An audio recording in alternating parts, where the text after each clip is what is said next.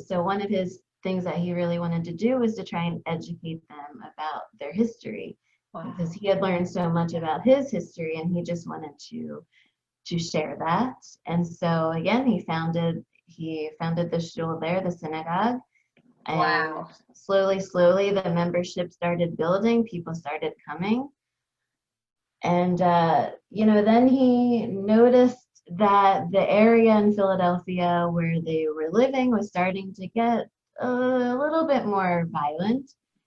And so they wanted to move out of that area. And so they found a plot of land in Elwood, New Jersey, which is near Hamilton, southern New Jersey. Mm-hmm. And he wanted to set it up kibbutz style with community members, family members who wanted to live there. Actually, going back to 1948, when Israel gained her independence, I mean, that's what Israel was built on. That's who built Israel, the kibbutzniks.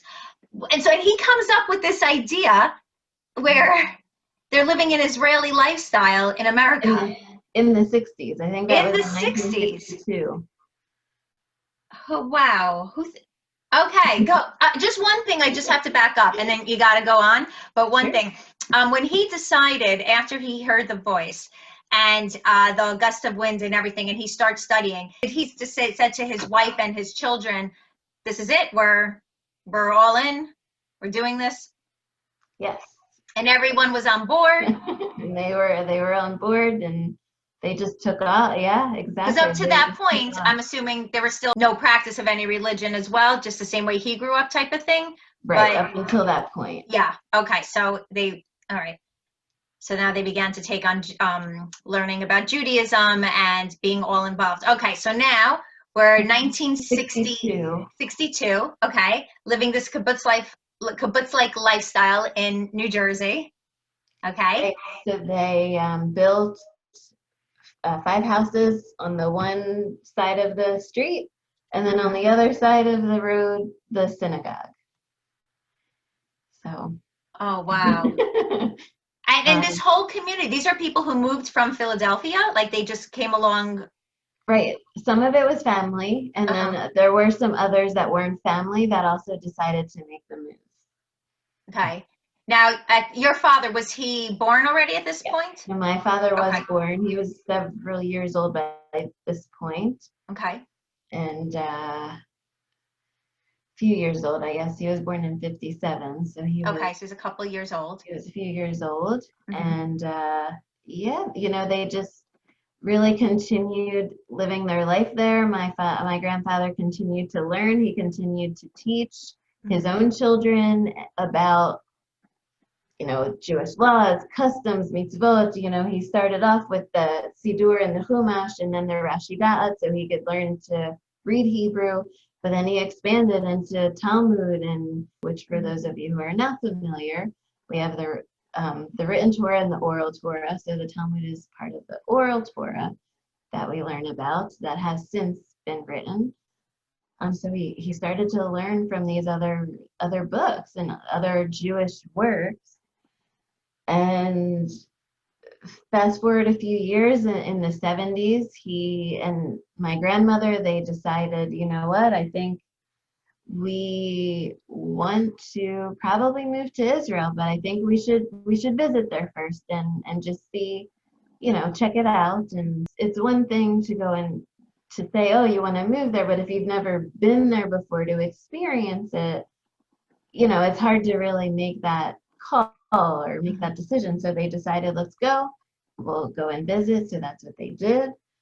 They went, they toured around the country. They returned from Israel, and they said, you know what, if we really want to make this official, I know Israel has the law of return, where if you were Jewish, you have Jewish blood, Jewish ancestry, you can move there, you can live there.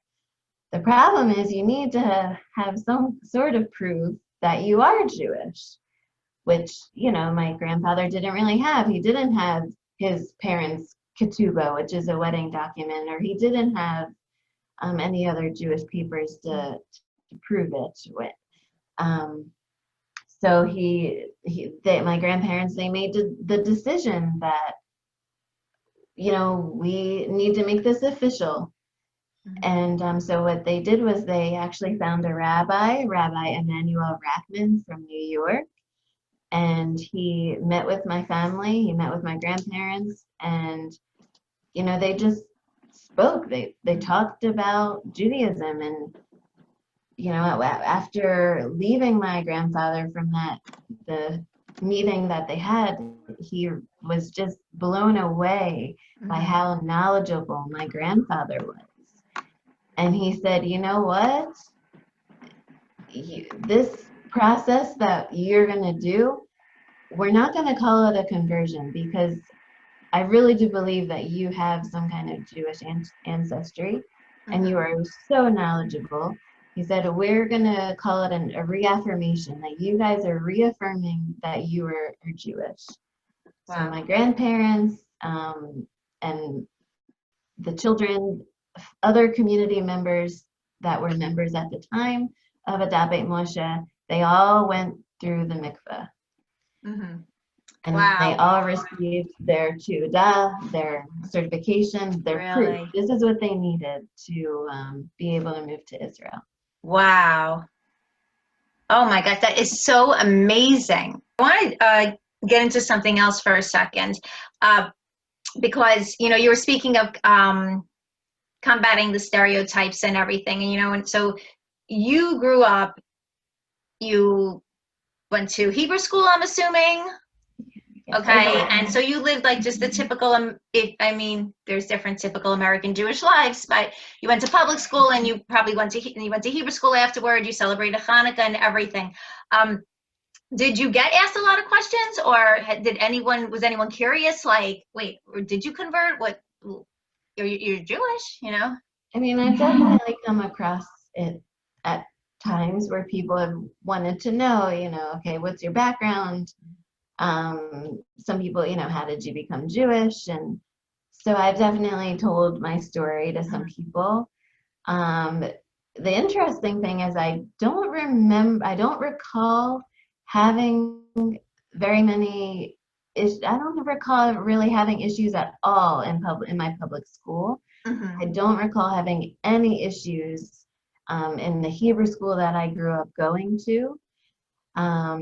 It's when my brother and I were younger. I have a younger brother. He's a few years younger than me. My dad, the way his work schedule was, he was usually off during the days and he worked at night. He would come into our class in our public school and talk about, Hanukkah. When it was Hanukkah time, he would come in and talk about the holiday. And then also, I think he would also come in around Pesach or Passover and talk about the holiday. So I didn't go to a huge public school, and I kind of think a good amount of people kind of knew me and knew that my dad had come in and talked about the family a little bit, and holidays. So I really, thank God I have not had many instances of that. That goes, again, back to what you're saying with combating the stereotype. The Jews that I knew growing up, for the most part, were Ashkenazi Jews. I didn't really know Sephardi Jews until, I think, college almost. Maybe there were I think a few in my high school, but I always knew that Jews, this is how I was brought up. I was told that we come from all over the world. So it was never, Israel, forget it, but it was never any surprise to me, no matter what type of Jew I met, wherever you're from in the world, whatever you look like, whatever your personality is, where we come from everywhere. So I want to share with the audience a picture, and this is Yasminah's grandfather, Rabbi Abel Respes of blessed memory. What's going on in this picture? Who's the cute little boy in the picture with him? So this actually is at my mom's bat mitzvah. Oh, your mom's bat mitzvah. Wow. It is. And that is one of my cousins. His name is Akiva. That's so cute. Wow. So, yeah, I'll mention a little bit of that in the future when I talk a little bit more about my personal journey. I want to go back to once my grandfather and the family, once they all came back from Israel, they did the reaffirmation that was finalized. They received their documents, their tuadot. The more they started to think about how Israel was growing, remember, at this time, this was in the 70s, Israel was still a fairly new country. There was still a lot going on. They're still, trying to build up. Yeah. And they felt that it wasn't really the right time for them to really make that move. So they decided to stay in South Jersey, stay where they were, and just, continue learning, continue growing. And he also, my grandfather, Zichron Livracha, Rabbi Abel Respes, he started communicating with other Jews in the broader Jewish community, and they would invite him to speaking engagements. He became very involved on the Jewish Welfare Board, which I'm not sure if that's still around or if it's since changed names. My uncles and aunts, my grandparents also started doing some singing and some dancing, and they would go to various Jewish communities up and down the East Coast, and even as far as Detroit, Michigan, and into Canada. And they would go and sing for various synagogues. They would dance, and my grandfather would talk, and he was asked to do speeches a lot. And he was interviewed many, many times.